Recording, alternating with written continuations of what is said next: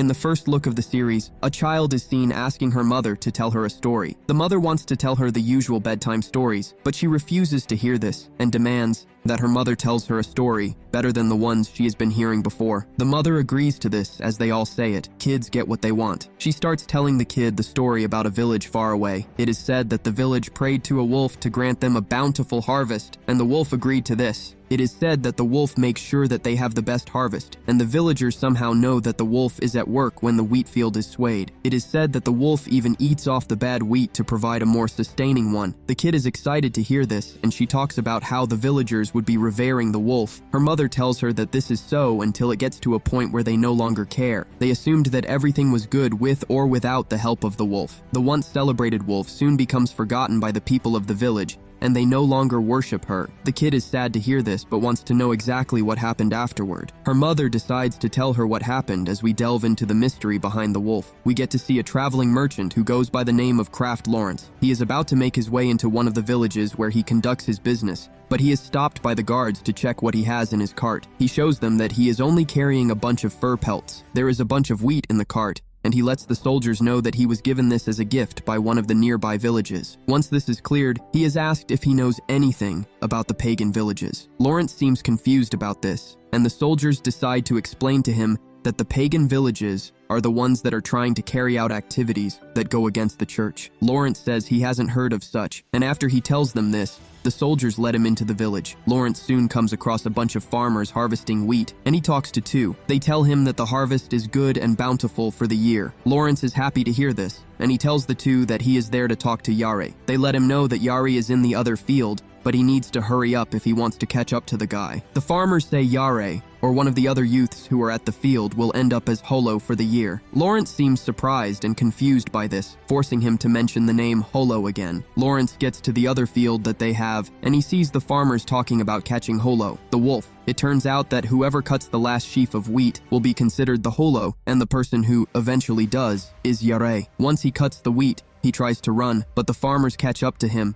and corner him. He is the Holo for the year, and it is required that he is locked in a barn for an entire week, which is customary. He is grabbed and taken to the barn, and then locked up, while Lawrence stands in the distance looking at everything play out. He just sighs because he is totally short of words. The villagers are happy to have another year of bountiful harvest, and they attribute this to the brilliance of Count Erhendot, who is the new lord of the fiefdom. Lawrence hears all of these when talking to the village chief, who tells him that the era of the divine beings is slowly coming to an end. He says they have always had bad harvests whenever the wolf is displeased, but with the new methods that the Count has taught them, they are now having good harvests regardless. The village chief is happy to see the amount of money that is rolling, and he says this is all thanks to the new ruler too. Lawrence then asks the village chief how their price negotiator, Yare, has been holding up, and the man tells him that Yare is doing fine. He learned from the best, and this is Lawrence himself. The village chief says Yare would have loved to see him. He then asks Lawrence if he will be staying for the night, but Lawrence says no. He lets the chief know that he has some deliveries that the deadline is close already, and he needs to get them sorted out quickly. Once they are talking, Lawrence gets on his carriage and starts riding out of town. He watches the villagers as they celebrate the good harvest that they have for the year. Later that night,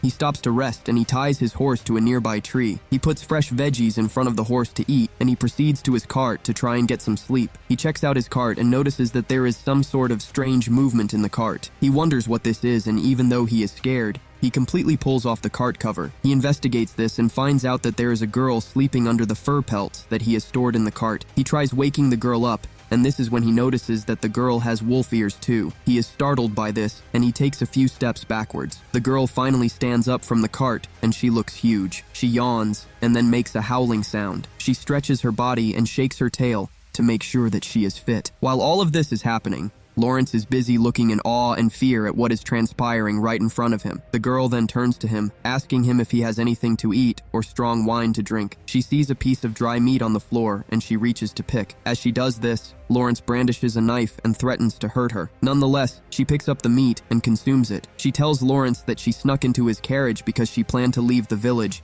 and she is happy that they have. She notices that Lawrence is confused, and she understands why. She says Lawrence is confused because he is not from around there. She then introduces herself to the young man as Holo. Lawrence hears this, and gets even more confused. He wonders if this is a coincidence or if his mind is just playing tricks with him. He then tells Hollow that he knows someone with that same name. The girl then asks about the Hollow that he knows, and Lawrence says she is known as the divine being of harvest in the village. Hollow replies that she has been referred to as a divine being before, but she believes that she is not special. What a weird and humble divine being she is. Hollow tells Lawrence to think of her as a girl who has been locked away at her home for years. She reveals that she was not born in the village, but in a place that is far north from where they are. The name of this place is Yoitsu. She is basically referred to as the wise wolf Hollow of Yoitsu. Lawrence seems to have heard of this place, but he is not sure. Hollow jumps back into the cart, complaining of cold. Lawrence doesn't believe everything that she has said so far, and he demands more proof. He tells the lady to show him something to really convince him, and not just her ears and tail. He wants to know this so that he can make the decision to stick with her, so as to be blessed too. Hollow realizes that there is no way she can convince the guy until he sees what he actually wants. She then tells him that she needs something to ingest before she can transform. It is either the red liquid from a living being,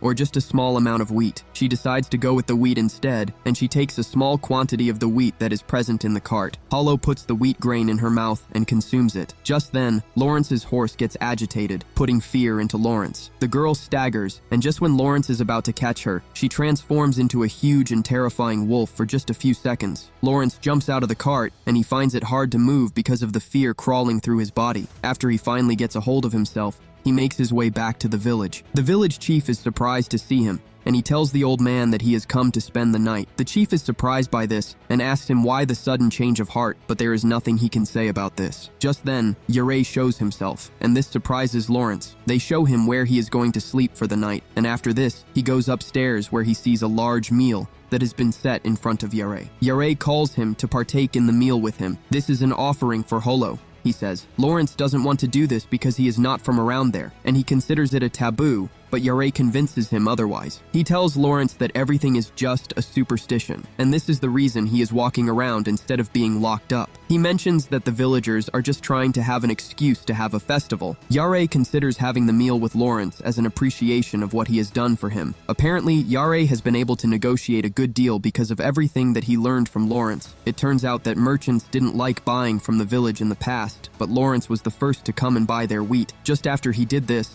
other merchants started trooping in to buy from the village. Merchants from big towns now flood the village to buy their wheat, and this has increased the income that comes to the village. Once the two are done eating, they step outside, and Yurei reveals his happiness by shouting in the air. Lawrence talks about Hollow granting them a more bountiful harvest, but Yurei discredits this, saying there is nothing like ancient divine beings again. Not to talk about a wolf who grants good harvest. He lets Lawrence know that there is no one who wants to go against the church in the era that they are currently living in. Yurei talks about how Hollow is no longer needed, and after saying this, he starts walking home drunkenly. Lawrence returns to the room where he is to stay, and he thinks about what Yurei said concerning Hollow. He says this out loud, and he is startled when Hollow replies to him from under the sheets. Lawrence is surprised to see the wolf again, and she explains to him that she actually lives in the wheat. She is always in the last sheaf of wheat to be cut. She is able to escape this time around because Lawrence is nearby, and there is a sheaf of wheat in his cart which she is able to escape into without being seen by the humans. She tells Lawrence that she is indebted to him in some ways. She then asks Lawrence if he is scared of her, and he says yes. Even though he was the one who asked her to show him her true form,